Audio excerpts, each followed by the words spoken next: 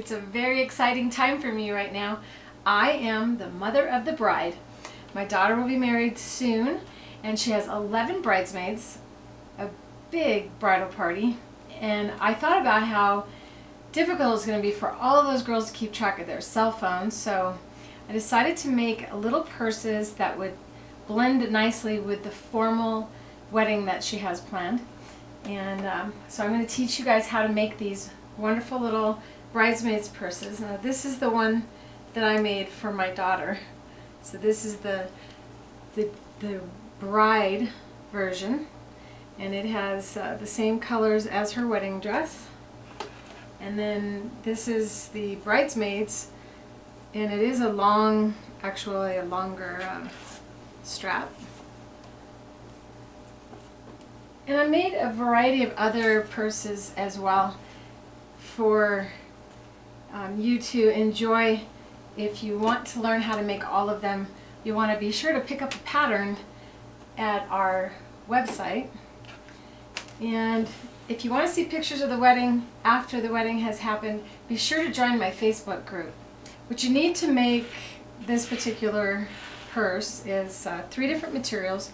We have a satin material that is the lining for the purse, and then to add a little bling, we have this very sheer material. You can see it's just very pretty, but it was a little bit too much for the beaded wedding or beaded gowns that the girls have, so my daughter wanted to make it more subtle by adding lace over the top. Now, getting these 2 materials to behave as one, I take and put a little bit of our basting glue on the actual lace. So you want to also look at the lace and figure out which side is the right side of the lace. You can see this lace has a little bit of a white line going around the lace, so I know that that's the right side of it. And I'm going to take and put a line of glue, little dots of glue really, and this is really just a water-soluble stabilizer that's wet. It's not really a glue. You just do little dots along the perimeter of the lace material, and after you go all the way around, you simply slide your finger across to spread it out along that edge. And then you're going to take your shiny material with the shiny side down on top of that lace. And then a very, very gentle touch. And now these 2 materials are joined together as one piece of material instead of 2. And they won't slip on you when you go to sew the purse together. You should wait for this to dry, and I already have some more ready. So I'm going to grab one that's already dry. You can see I can handle it quite a bit, and it stays together as one. We're going to be applying an invisible zipper into these to add a little bit of class. If you've ever been nervous about sewing zippers, you're going to love seeing just how easy this is to do. And invisible zippers have a different look to them. Let me see if I can show you a comparison of the 2. On a standard zipper, you have the zipper showing, and on an invisible zipper, it's got this cloth that covers it. And we're going to sew the zipper upside down and use that ridge with the pearls and piping foot, and the pearls and piping foot will ride right over the top of that. So it's super easy. Now everybody has their own way of putting in zippers. Now I prefer to not use pins very often. If you've watched me before, you're probably aware of that. So to eliminate using pins, I use the basting glue often, and you could glue your zipper down, but I found that I didn't need to with these materials. Now on the pearls and piping foot, it has a little washer that slides left and right on the actual bar that goes on the foot. And that makes it really easy for sewing zippers to make it so you can line up your needle right where you need it on the actual zipper tape. So you can take and put the zipper underneath and select a straight stitch, and then you bring your needle down, and if your needle is not going right next to the zipper, then you'll use your needle positions. And if using all your needle positions you can't get your needle to go right there, then you'll take the foot off, slide the washer over to the other side, put the foot back on, and that will give you a whole nother set of needle positions. So once we know that the needle is right next to the edge of the invisible zipper, we just take now and we're going to apply. Think about how this is the right side of the material and this is the right side of the zipper. So right side of the zipper to the right side of that material. And rather than sandwiching the lining and putting the lining on and pinning and everything, I prefer to sew twice. Now when it's difficult to sew straight, then you don't want to sew twice, but when it's really easy to sew and make sure your stitch is going in the right position, then you don't mind sewing more than one row of stitching. So we'll go ahead now and I gotta move it over just a smidge. Here we go. Go back to secure it. And all I really do is hold my hands in front and just kind of plant my finger, and you can go really fast with this foot. There we go. Secure the end. Cut the thread. And now I'm going to sew the lining. And the lining is going to go and cover that whole thing up. And now I don't have to worry about the zipper shifting on me at all. Just take and place that so that our edges are lined up with each other. In other words, we want to make sure that this material and this material's edge is lined up with each other, and then the zipper and the lining edge lined up with each other. And then because we know that the foot guides for you, and you can't sew that needle in the wrong position, there's really no need to sew slowly. You don't have to sew fast if you don't feel comfortable. Feel free to go slow as feels comfortable for you. Cut the thread. And here we have what it looks like. And then we're going to take and press. And I tried to procrastinate on doing the pressing right away, and had issues with the material going up like that and getting caught in the zipper. So it's best to press and do your top stitch before going to the other side. Now we'll go this way and we press the lace over. Feel free to use an iron. I prefer to only use my iron when I need it, and we don't need it for this type of sewing. Now I'm going to sew upside down. Once again, it's best to use the ridge on that facing up for sewing accurately with this foot. Now I want to make note that if you put your needle position really close to the zipper, you're not going to be able to open that zipper up. So you'll want to make sure that your needle for top stitching is about 1/8 of an inch away from the teeth of the invisible zipper, or just slightly under 1/8. So I'm moving my needle over, and I'm going to go a little bit further than that. There we go. Thread should always be under the foot and to the left before you begin. So a few stitches forward and back to secure the beginning.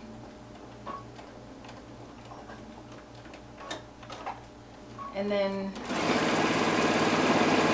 sew.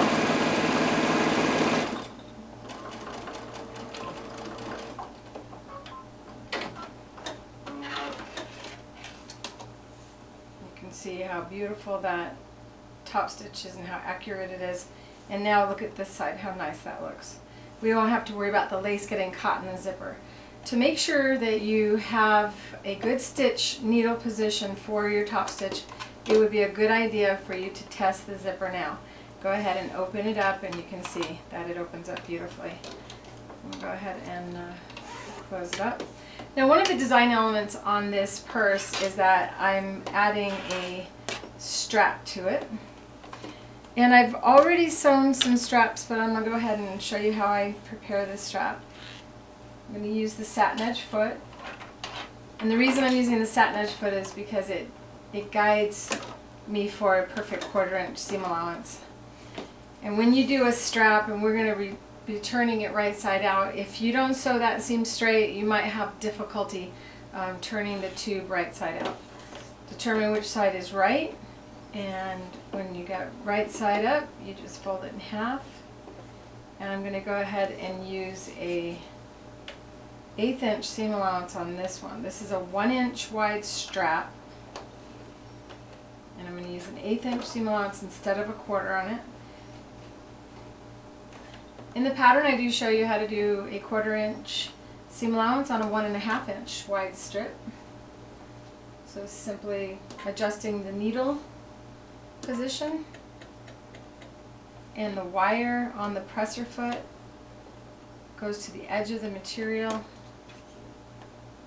You can use a measuring tape if you like, and place a measuring tape underneath the needle and lower your needle on the measuring tape, and then move the wire over to the 1/8 inch seam allowance. So to control such a long piece of material, what I do is I focus on the front edge of my machine, and I just fold the fabric over right there, put my finger there, and then I just kind of slide my finger over. Now I've done a little bit of a finger press, but not too much, because we don't want to crease it really hard. In other words, I would never use the iron to press it in half first. Notice my hand positioning as I sew with the satin edge foot. So fold it over. Once you know you got a nice fold, and you just kind of finger press it. I put my finger to the side and I slide my finger over rather than putting my hands down, and I'm not pulling from behind the foot. Just put your finger right here, and it'll keep you sewing accurately. Keep focusing over here too to make sure that your fabric edges are lined up with each other. And try not to pull too hard on the material, because it'll start to twist, and then you'll end up having difficulty turning your tube right side out. Okay, so just continue sewing all the way down.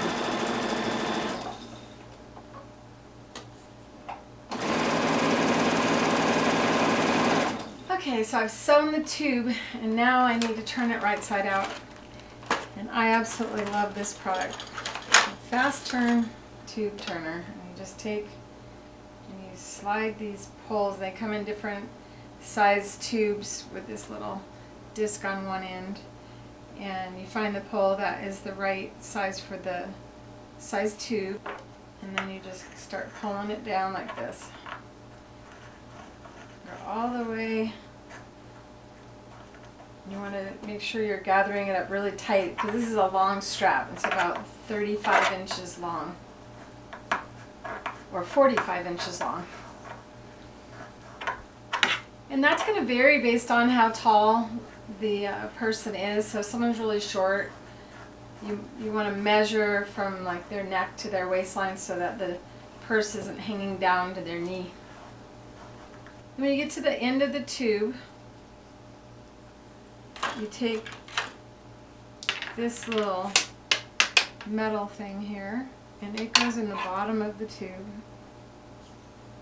and you just bring it out, push it through, it comes out, and then you poke it into the material. Then you just start pulling, and out the other end comes a spaghetti strap. And then you can take that to your iron and press it down. Okay, so I've already done and made a bunch of my straps.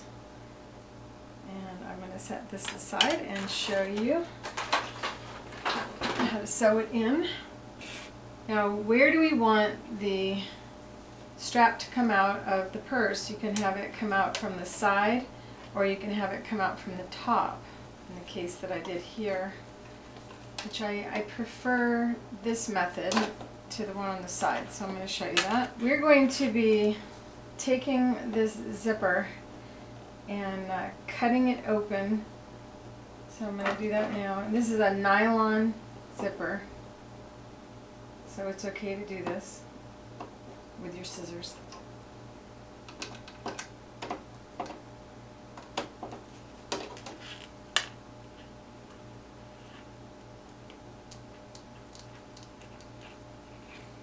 This is when you gotta think. Okay, so this is the wrong side of the zipper. This is the right side of the zipper.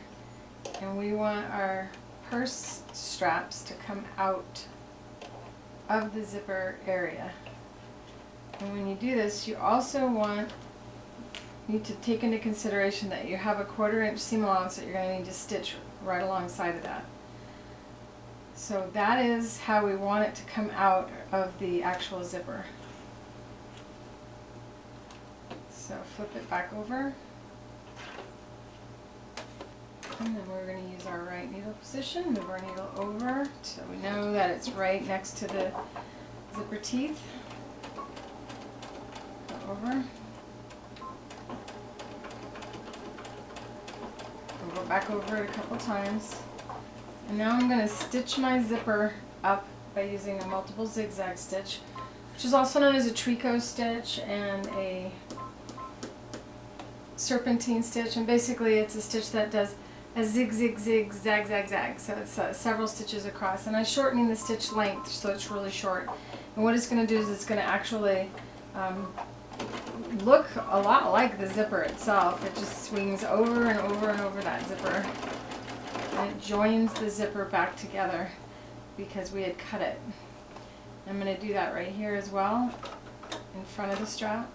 That way we don't have to worry about the zipper coming undone. And again, with a straight stitch.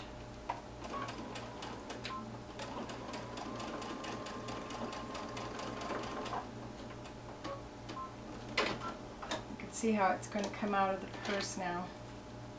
When the purse is closed, this strap is going to come right out of the zipper.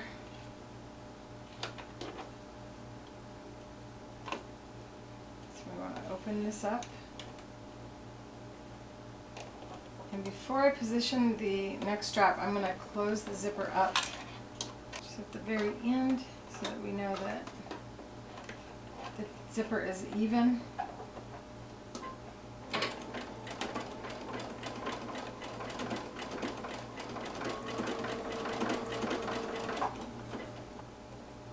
Just fold it right over. Remember to consider that you need that 1/4 inch seam allowance. This time I'm going to use the left needle position.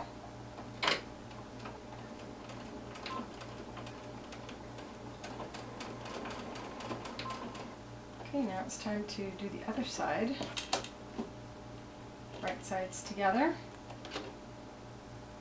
Now if I sew like this, the foot doesn't have the zipper to feel as much that way. So I'm going to actually flip this over. And the pull is right there, so I'm going to go beyond it.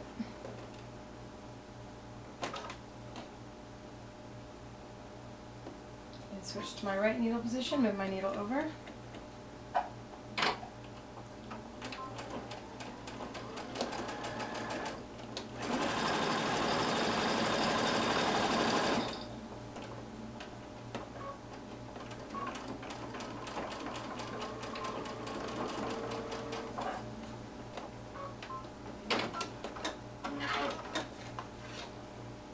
Now this is kind of a cheat what I do. I'm going to take now and I'm going to open the zipper up.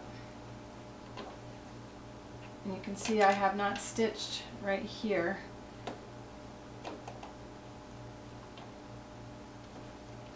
Put the lining on, and while putting the lining on, we're now going to stitch this area where we hadn't sewn yet.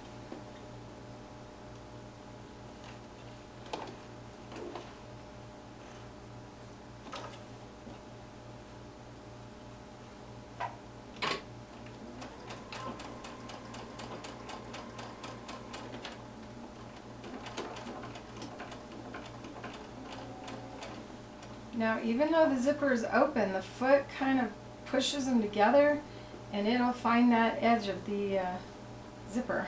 So we're going to come up on the pull here, and then I'm going to have to stop and close the zipper up.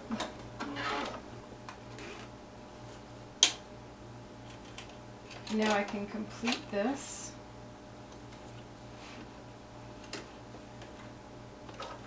And no one will know that I had to stop and start that zipper.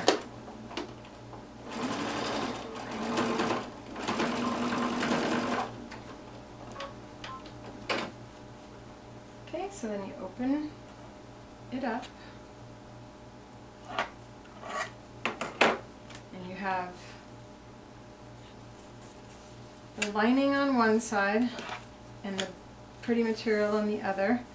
And you test to make sure your zipper will open all the way up and close. So we know that we have a functioning purse. Now how to get the rest sewn together. You take and you bring your lining material together, and we're going to open the zipper before we do anything further, because if you don't open the zipper, you won't be able to open the purse up after you're done. And I haven't done my top stitch, I realize, on this side. You can see it's kind of puffy right here. So I need to press this open, press this down. If you don't do the top stitch along the edge,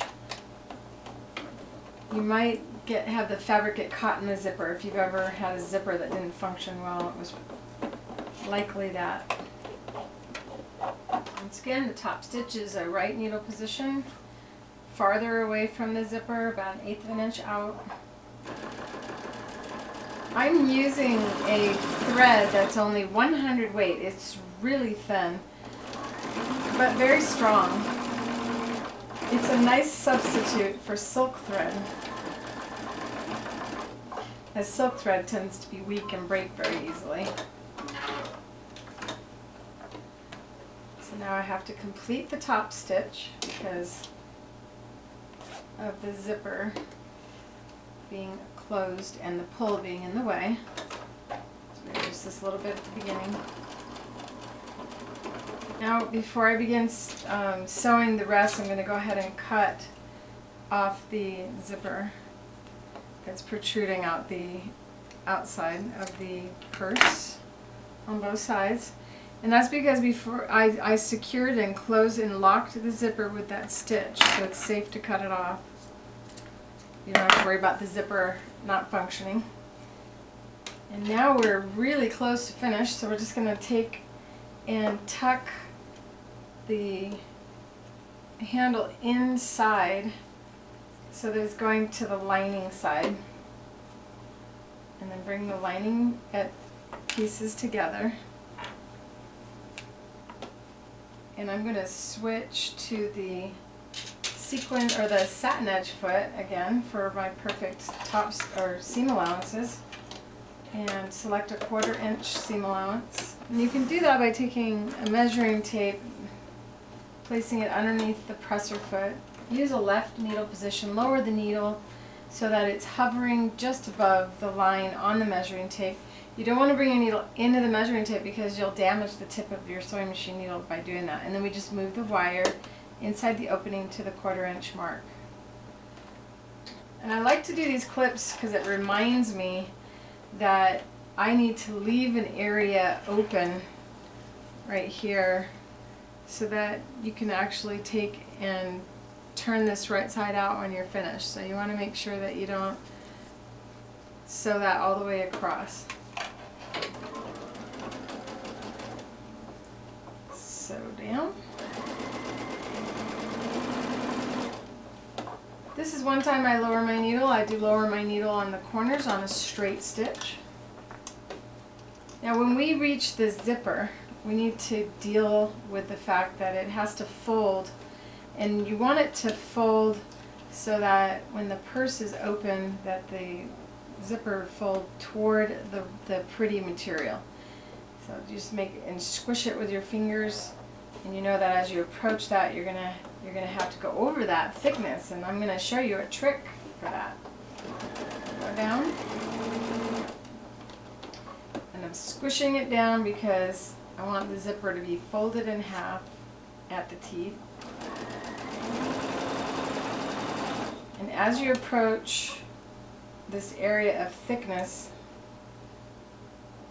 first you want to make sure you're not folding it so that you're causing your two ends to not be even. So once again, I'm going to go ahead and clip and squish down.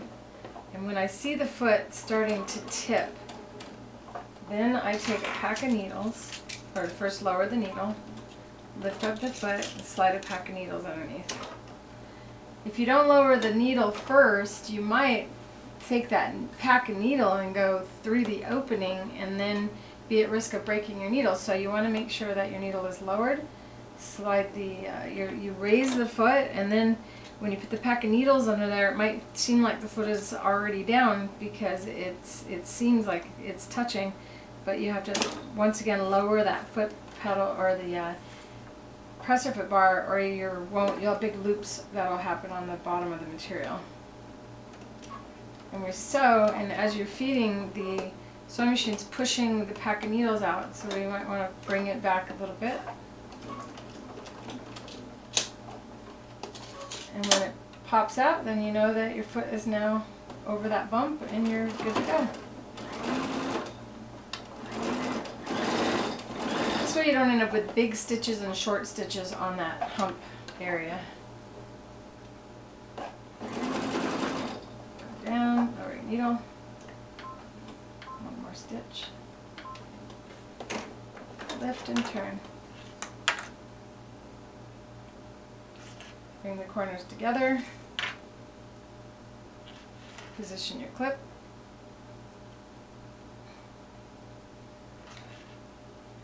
Lower the foot. And sew. Keeping my eye always right here so that I make sure the fabric is touching it, and you don't really have to worry about how much it's touching as long as there's no space between the material and the white part of the guide.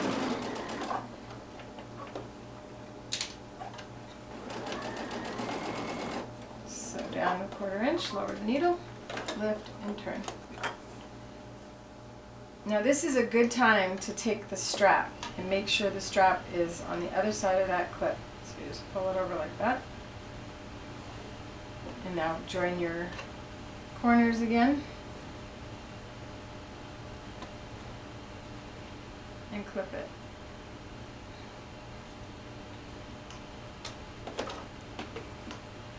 Okay, remember your zipper has to fold again, and you want it to fold the same direction as you folded it on the other side, or you'll have an issue not being able to open your purse. So down, and as you approach the bump again, you're going to need the pack of needles to help you. I got this extra little flap here of strap. I'm going to go ahead and cut that off.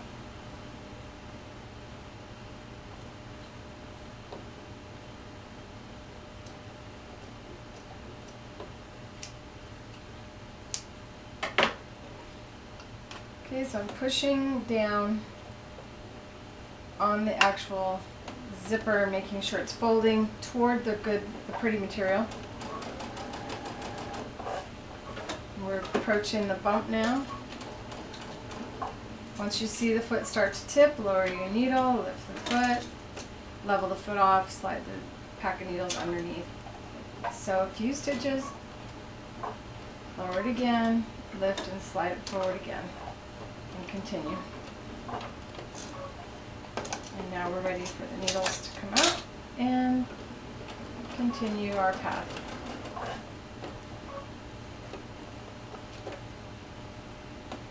Keep your eye right there, focus on the front of the foot.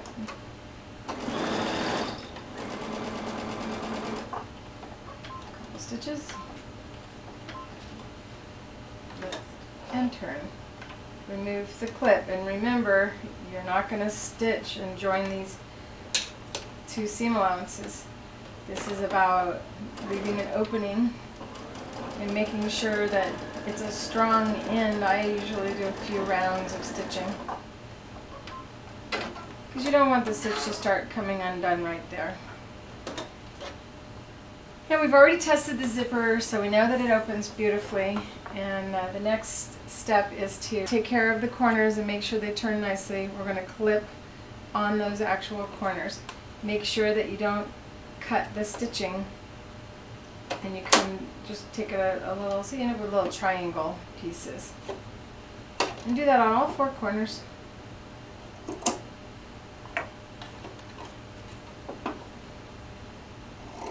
Now you reach in through the hole and you start grabbing, reach in and get the pretty material and put your thumb right in the corner there and then pull and find your thumb on the other side. Then you've got a nice clean corner there when you do that. So do the same thing again.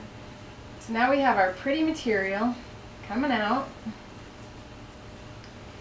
and bringing out the lining as well.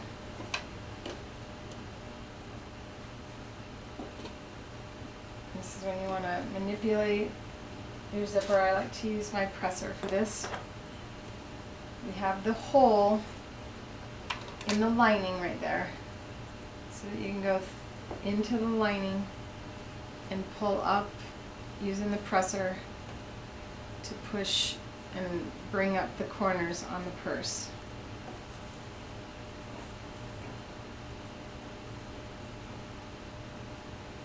Okay, now we have this lining here, and you need to pull it out even though we're going to tuck it back in afterward, and grab the corner. Try to make it nice and pointy. It helps that I have fingernails. You just go ahead and push and bring that corner as close to a point as you can. So this is the raw edge of the material, and it kind of just automatically starts to fold itself down.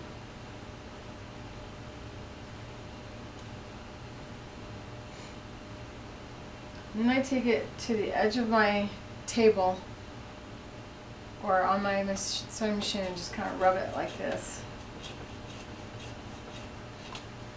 Flip it over and do it again. It gives you a real nice crease. And you can go ahead and hand sew that, or you can whip stitch it by machine using the satin edge foot and a zigzag stitch. It's only 1.5 millimeters wide, so it's a very narrow zigzag. One swing is going to go on and through all the layers of the lining, and the other swing goes off the edge. When you know that you have the needle in the position that's off the edge, you move the wire over to the needle. One swing goes through all of them, the other swing goes off of the edge, and when you know that you have the foot in position, then you just want to keep your raw edges or your folded edges together.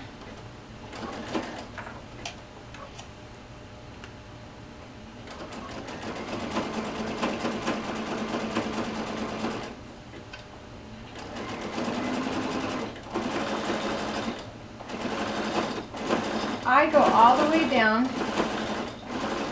even where it was already stitched, because this way the entire length of the inside looks the same and it has this beautiful look to it. And then this corner is going to actually get pushed in and meet with that one.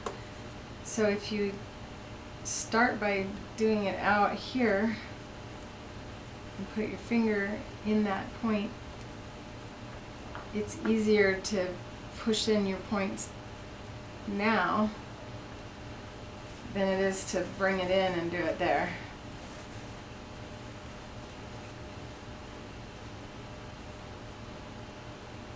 And then you go ahead and you zip your bag closed.